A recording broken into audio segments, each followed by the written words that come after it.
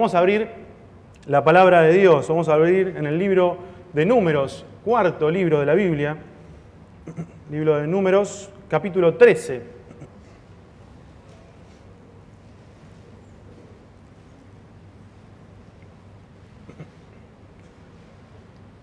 Y vamos a ponernos un poco en contexto antes de leer este pasaje. Siempre es bueno, cuando abrimos, especialmente en el Antiguo Testamento, ponernos en contexto y entender qué situación estaban viviendo acá el pueblo de Israel.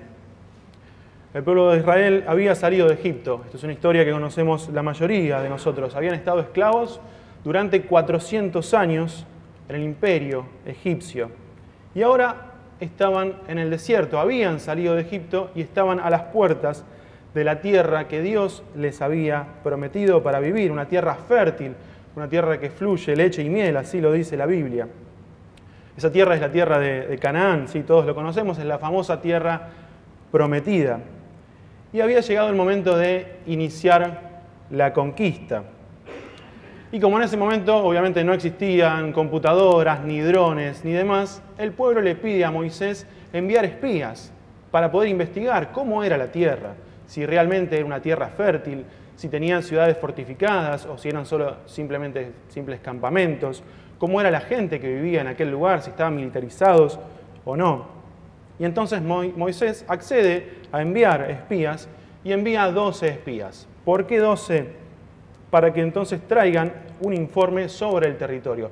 Y eran 12 porque era uno correspondiente a cada tribu de Israel. Un representante de cada tribu iba entonces a acceder a la tierra para poder traer luego un informe. Y de alguna manera esto demostraba que la conquista comprometía a todo el pueblo.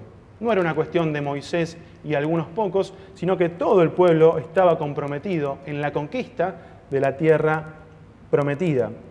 Entonces estos 12 espías debían ingresar y debían ver cuáles eran los recursos naturales que tenían, los habitantes que estaban en aquel lugar y demás cosas para organizar finalmente después el ataque y la conquista.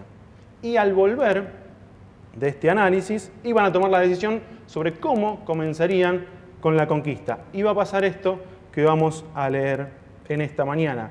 Vamos a ponernos de pie para leer la Biblia. Entonces, leemos en Números, capítulo 13, a partir del versículo 27. Dice así, Números 13, 27, y les contaron los espías, diciendo: nosotros llegamos a la tierra a la cual nos enviaste, la que ciertamente fluye leche y miel, y este es el fruto de ella. Mas el pueblo que habita aquella tierra es fuerte, y las ciudades muy grandes y fortificadas. Y también vimos allí a los hijos de Anac. Amalec habita el Negev, y el Eteo, el Jebuseo y el Amorreo habitan en el monte, y el Cananeo habita junto al mar, y a la ribera del Jordán.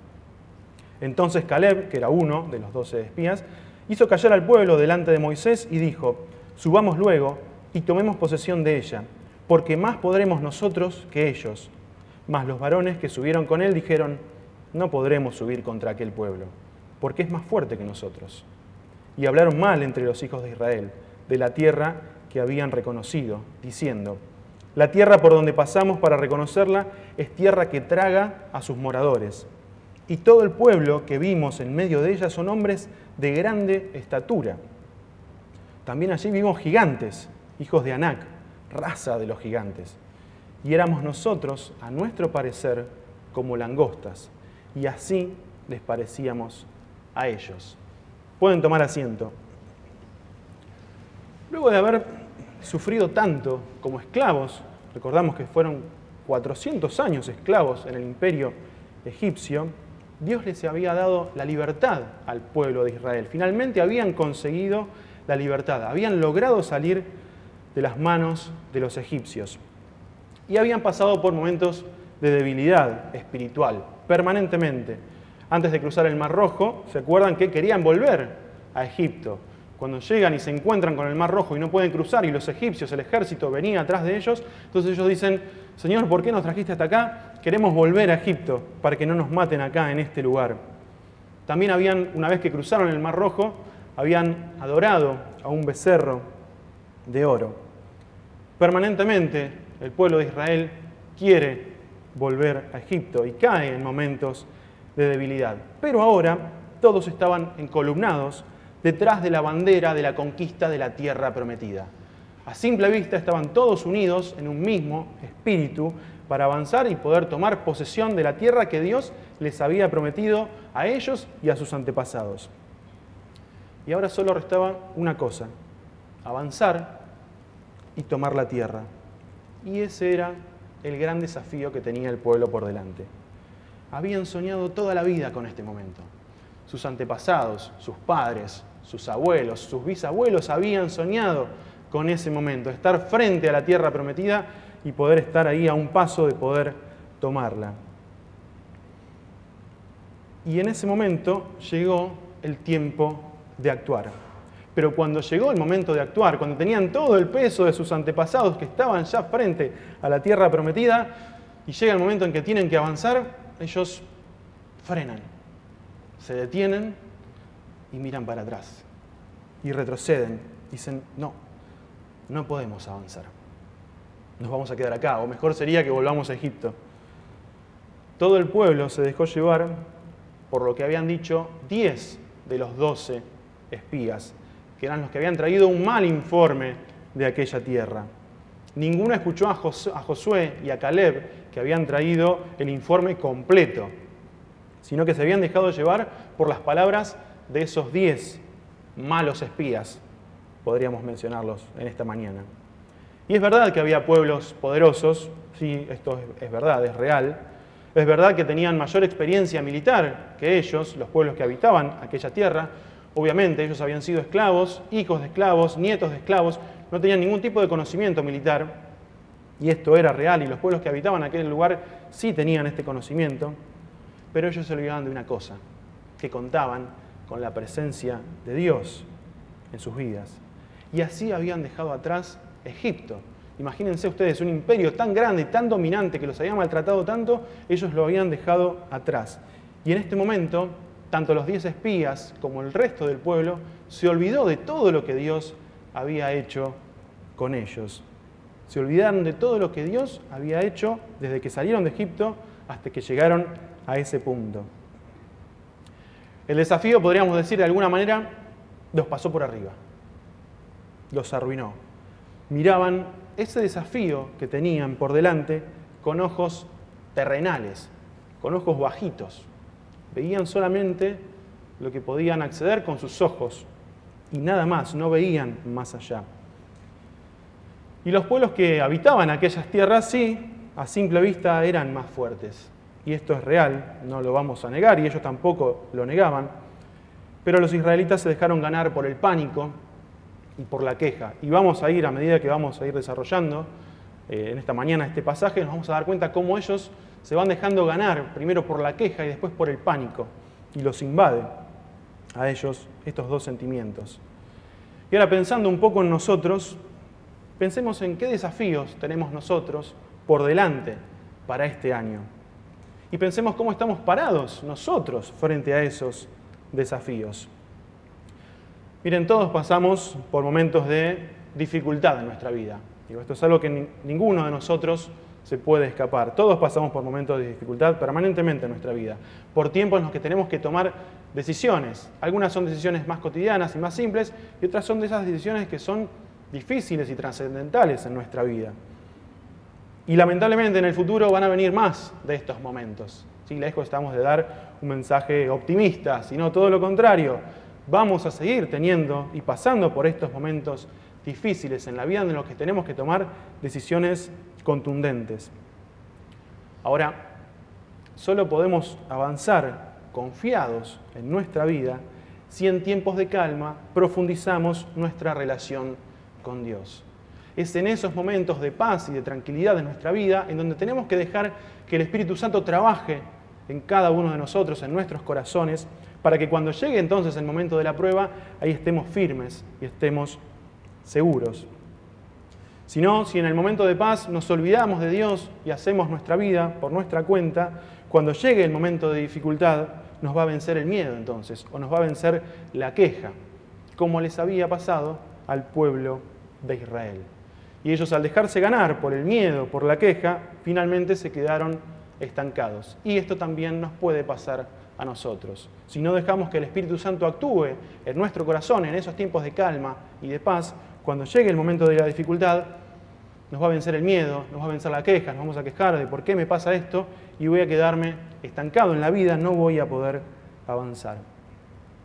Y digo, muchas veces el objetivo parece difícil, puede parecernos muy difícil o hasta incluso inalcanzable, y esto nos pasa permanentemente.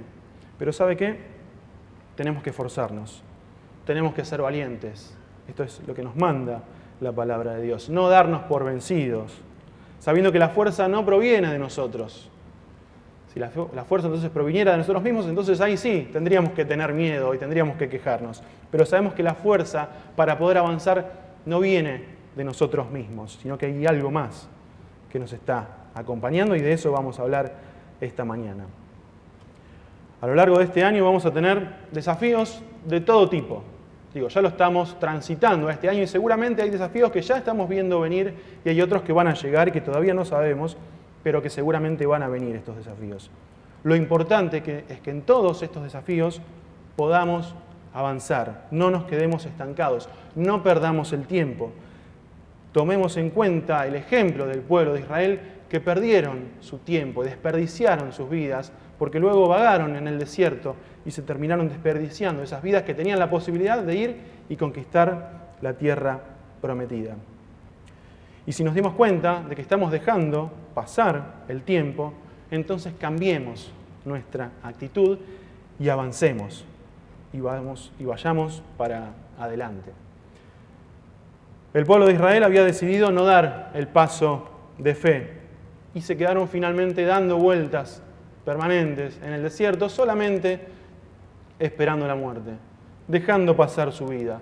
Y es triste cuando uno se pone a leer la Biblia con detenimiento y piensa en esas personas que tenían la posibilidad de ir y acceder a la tierra prometida y por el hecho de tener miedo o de quejarse se quedaron estancados y simplemente dieron vueltas y esperaron la muerte en aquel desierto. Y por otro lado no cumplieron con la meta que Dios les había encomendado. Y el Señor a nosotros sí nos puso una meta. Y cada día nos acompaña para que demos un paso más hacia adelante, un paso más hacia la meta. Bueno, es hora de que avancemos entonces seguros, con los ojos puestos en la meta. Van a venir dificultades, y esto lo sabemos, pero lo importante es que nosotros podamos enfocarnos en cuál es la meta que Dios nos puso y podamos avanzar entonces con los ojos puestos en el objetivo que Dios nos planteó para cada uno de nosotros. Digo, tanto de manera personal como también como iglesia. El pueblo de Israel, mencionábamos recién, estaba frente al objetivo, estaban frente a la tierra prometida. Tenían un desafío claro. Era bien contundente lo que Dios les había dicho. Yo les voy a dar esta tierra que fluye leche y miel y ustedes tienen que ir y conquistarla. Tenían que conquistar entonces esta tierra. Ese era su objetivo como pueblo. Y diversos factores los hicieron detenerse. Diversos factores los hicieron retroceder. Uno de estos factores es la queja. Y vamos a ver con respecto a esto. Luego de escuchar el informe de 10 de los 12 espías, el pueblo dijo lo siguiente, en Números 14, no es necesario que lo busque, yo se lo leo. Dice, y se quejaron contra Moisés y contra Aarón todos los hijos de Israel. Y les dijo toda la multitud, ojalá muriéramos en la tierra de Egipto, o en este desierto ojalá muriéramos. ¿Y por qué nos trae Jehová a esta tierra para caer a espada? Y que nuestras mujeres y nuestros niños sean por presa. ¿No nos sería mejor volvernos a Egipto? Y decían el uno a otro, designemos un capitán y volvámonos a Egipto. Hay una frase muy conocida que seguramente todos escuchamos y hasta incluso algunos de nosotros podemos haber dicho que es todo tiempo pasado fue mejor. Esto en general lo escuchamos de nuestros abuelos, ¿sí? Que ellos siempre recuerdan sus orígenes y siempre entienden que su tiempo fue mejor que el que estamos viviendo ahora. Digo, para el pueblo de Israel esto estaba a flor de piel. Esta frase la tenían tatuada en su piel. Todo tiempo pasado fue mejor. Y la queja es una constante en el pueblo de Israel. Cuando uno abre el Antiguo Testamento y lee la historia del pueblo, va a ver que permanentemente ellos se están quejando. Y se quejan directamente contra Dios. Ay, Señor, ¿por qué pasa esto? ¿Por qué nos trajiste hasta acá? Ojalá volviéramos atrás. Permanentemente tienen esta actitud. Y varias veces quisieron volverse a Egipto. Digo, si uno lee desde que salieron del imperio egipcio hasta este momento, varias veces dijeron, ay, Señor, ¿por qué no volvemos a Egipto? Y allí se olvidaron de que habían recibido todo tipo de padecimientos, si no los habían tratado amablemente. Allí eran esclavos, pero ellos se habían olvidado de esto y ellos querían volver a aquella tierra. Y 10 de los 12 espías dijeron que la tierra era buena, reconocieron que realmente la tierra que tenían que acceder era buena, pero, y ahí tiraron la palabra mágica, la palabra pero. Ahí aparecen las excusas, aparecen los peros, que demuestran de alguna manera una actitud negativa interiormente. Cuando decimos pero, anulamos lo que dijimos al principio. Por ejemplo, el día está hermoso, pero hace frío. O pero va a llover. O tenés razón en lo que me decís, pero lo que pasa es que... Y empezamos a poner una serie de peros, de excusas. Tengo que predicar el Evangelio, pero tengo que comprometerme con lo que Dios quiere para mi vida. Pero, y empezamos a poner una serie de peros. Y así podríamos estar todo el día. Y si todos pensamos, nos vamos a dar cuenta que todos somos expertos en estos peros. Nuestras decisiones, esto lo mencionaba el pastor el domingo pasado, nuestras decisiones nos definen. Podemos decir que somos los mejores cristianos del mundo, pero la realidad interior se muestra en nuestras decisiones, la realidad interior se muestra en nuestras actitudes, en qué es lo que hacemos y en qué es lo que decidimos. Si ante las dificultades que se nos presentan, la primera reacción que tenemos es la queja, demostramos que todavía somos espiritualmente inmaduros.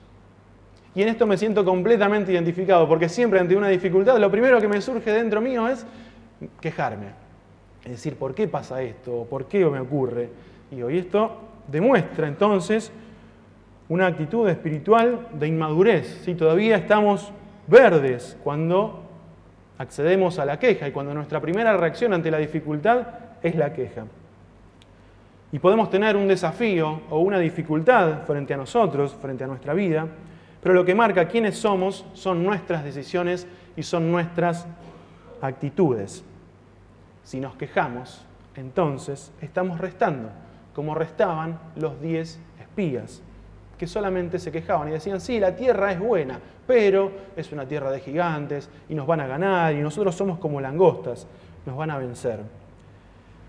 Por otro lado, la queja es la postura más cómoda, ¿sí? Porque uno se queja simplemente y dice, ¿por qué me pasa esto? Y nada más, se queda tranquilo ahí, simplemente quejándose. Pero a pesar de que sea la actitud más cómoda, también es la actitud que no lleva ningún tipo de fruto. Si yo vivo permanentemente quejándome, no voy a llevar ningún fruto a mi vida. Y por otro lado, la actitud de la queja es la que nos hace quedarnos en el desierto. ¿Sí? Piensen ustedes en el pueblo de Israel, que por quejarse terminaron vagando en el desierto. O peor aún, es la actitud que nos hace querer volvernos incluso a la esclavitud de Egipto. La queja es lo más cómodo, sin dudas. No implica ningún compromiso, ningún esfuerzo, pero también es el camino que, como decíamos recién, no lleva ningún fruto. Si nosotros sentimos en esta mañana que la queja es un peso para nuestra vida y que permanentemente cuando ocurren dificultades nos surge la queja de quejarnos ante Dios o ante las personas que nos rodean, bueno, hoy es un buen día para poder dejar atrás la queja y avanzar, entonces sí, hacia la meta. Y hay otro factor que hizo retroceder al pueblo de Israel. El primero, decíamos recién, es la queja. ¿Sí? Esto es un factor importante que dominaba a aquellas personas. Pero otro factor importante que también los dominó fue el miedo. Y el miedo en realidad forma parte de nuestra naturaleza. Si hoy yo les pediría a todos ustedes que levanten la mano, ¿quién no tiene miedo? Digo, ninguno podría levantar la mano. Todos en algún momento de nuestra vida sentimos miedo. Digo, algunos más, otros menos, pero todos tenemos miedo en algún momento de nuestra vida. Todos lo sentimos en algún momento. Y es algo natural, ¿sí?, que tiene cada uno de nosotros. Digo, si hay alguien que en algún momento, que nunca en su vida tuvo miedo, bueno, tendría que ir al médico, ¿sí?, porque tiene alguna patología. Digo, todos sentimos miedo en algún momento. Y todo desafío también da miedo. Digo, cuando el pastor me llamó y me dijo el domingo 28 tenés que predicar, llegó el terror a mi casa, ¿sí?, el miedo. Obviamente todo desafío nos da miedo, nos genera incertidumbre. Y nos genera también ese intento de volver a la comodidad anterior, de decir, bueno, yo estaba cómodo en Egipto, hacía lo que ellos me decían, me quedaba tranquilo, me daban de comer, no tenía más nada que hacer. Y ahora tengo que ir y enfrentarme con pueblos de gigantes y demás. Yo prefiero quedarme acá y quedarme cómodo. El miedo en la actualidad tiene mala prensa, o en la actualidad no, en realidad siempre tuvo mala prensa. El miedo siempre tuvo esta sensación de que es algo malo. Pero en realidad es una reacción natural del ser humano. Digo, el miedo simplemente viene, el miedo aparece en nuestra vida, no es algo que yo pueda elegir. No puedo elegir, en esta situación sí voy a tener miedo y en esta situación no voy a tener miedo. Simplemente viene, lo sentimos dentro nuestro al miedo. La pregunta que nos tenemos que hacer con respecto al miedo no es si está bien o está mal sentir miedo. Siempre hablamos acerca de esto y decimos, bueno, no, pero está mal que yo sienta miedo. Si yo soy cristiano y yo confío en Dios, entonces ¿por qué siento miedo? Está mal que yo lo sienta. O le decimos quizá a nuestros hijos y demás, no tenés que tener miedo. Y la pregunta no es si está bien o está mal tener miedo, porque el miedo llega, el miedo no lo podemos contener, llega y no lo podemos dominar. Lo que debemos preguntarnos con respecto al miedo es, ¿qué hago con ese miedo que estoy sintiendo? ¿O cómo reacciono frente al miedo? Y generalmente frente al miedo tenemos dos reacciones que son las más comunes. Una puede ser nos paralizamos, no podemos reaccionar, sentimos miedo y nos quedamos quietos, no reaccionamos. Y entonces así se transforma en pánico, quedamos duros, sin poder movernos. El miedo nos paraliza. Y la otra actitud que también es común es la de hacernos los superados y decir, no, yo no tengo miedo, esta situación no me da miedo. Y me arriesgo y sigo para adelante, sin mucha conciencia de los peligros. Entonces, no sé, cruzo la avenida sin mirar para los costados porque yo no tengo miedo, y avanzo y le doy para adelante porque no tengo miedo y no miro las consecuencias de mis actos. No miro los peligros que hay alrededor mío. Y esta es una actitud completamente arrogante y soberbia que a veces también tenemos en nuestra vida. Y digo, estas son las dos reacciones más comunes.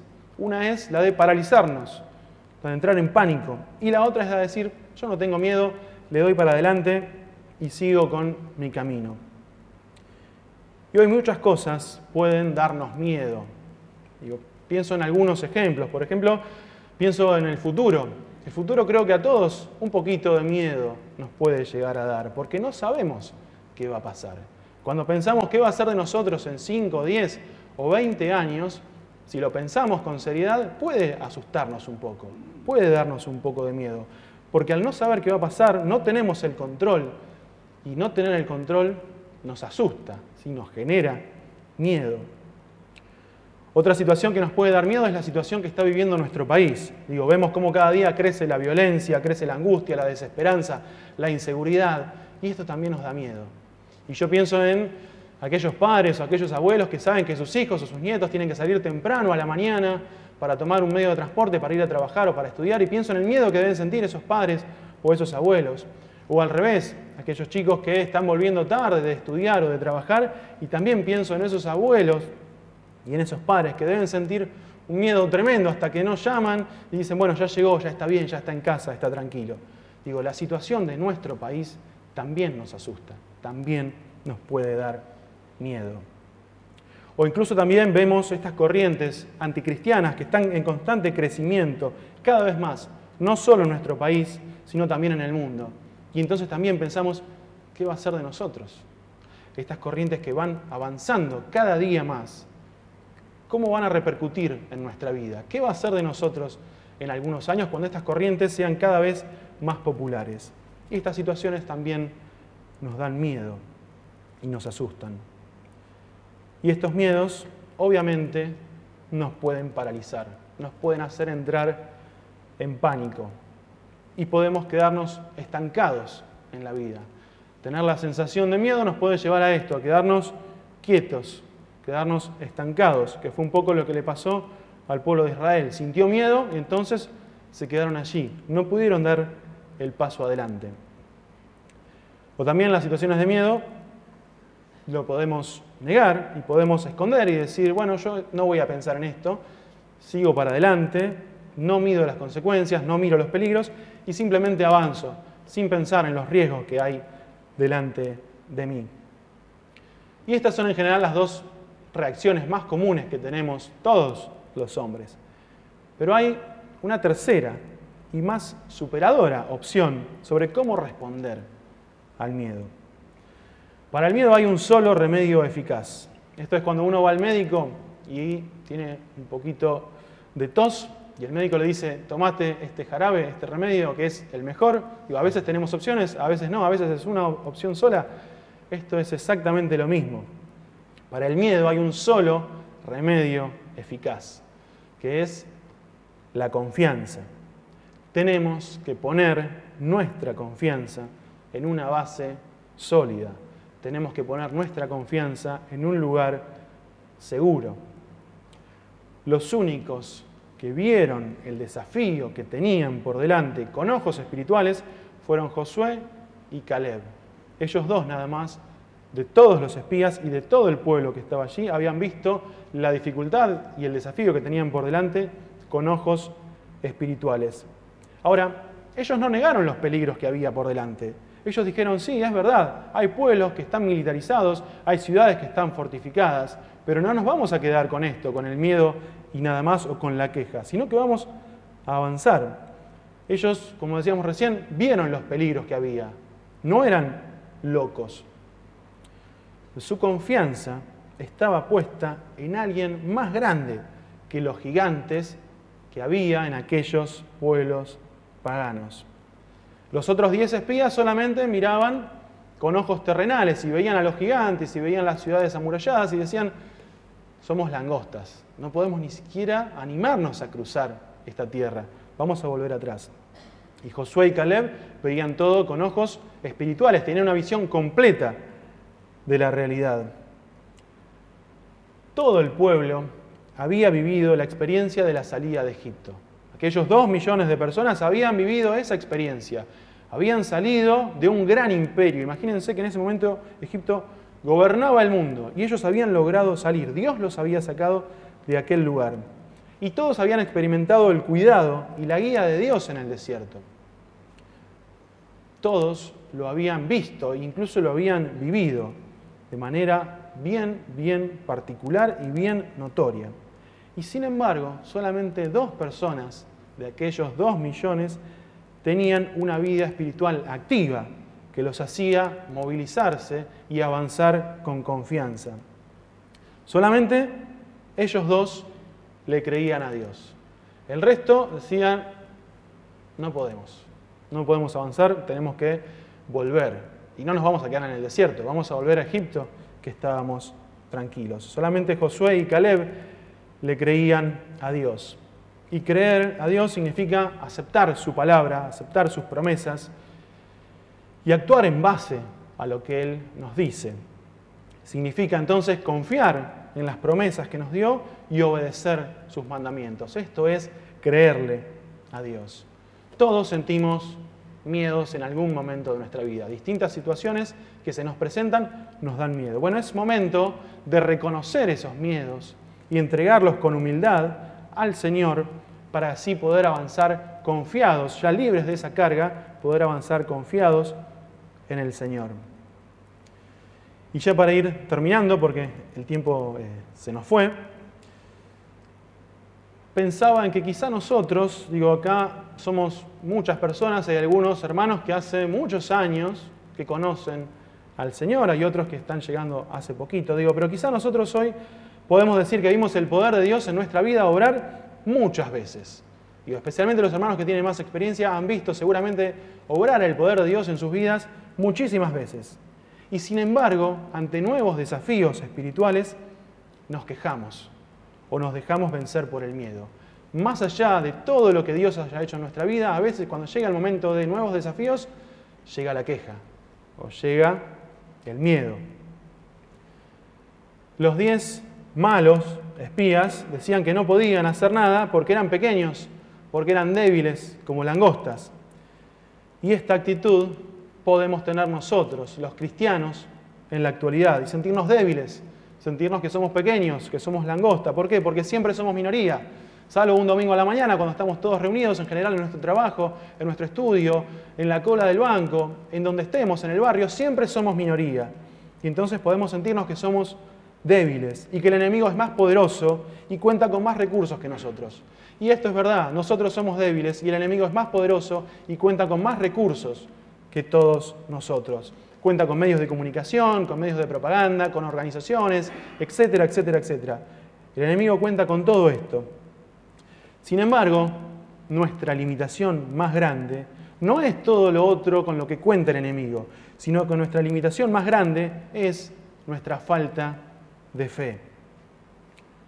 La fe verdadera no nos lleva a vivir fuera de la realidad. Y esto es algo que cuando hablamos con una persona que no conoce al Señor, piensa que estamos locos, ¿sí? Porque nos piensa que estamos viviendo fuera de la realidad. Y es totalmente todo lo contrario. La fe verdadera nos hace ver la realidad de forma completa. No nos quedamos con lo que vemos con nuestros 5 sentidos, sino que vemos más allá, vemos la realidad en su forma completa. La fe verdadera nos hace ver que el enemigo, sí, es poderoso, que hay problemas, sí, es verdad, pero vemos todo entonces con ojos espirituales y vemos la realidad de manera completa. La fe verdadera no pone énfasis en nuestras limitaciones, que son muchas. Tenemos muchas limitaciones nosotros, los seres humanos y los cristianos. Sino que la fe verdadera nos anima a mirar al Señor, a confiar en sus promesas, a confiar en su poder ilimitado, ¿sí? No en nuestras limitaciones, sino a confiar en su poder que es ilimitado.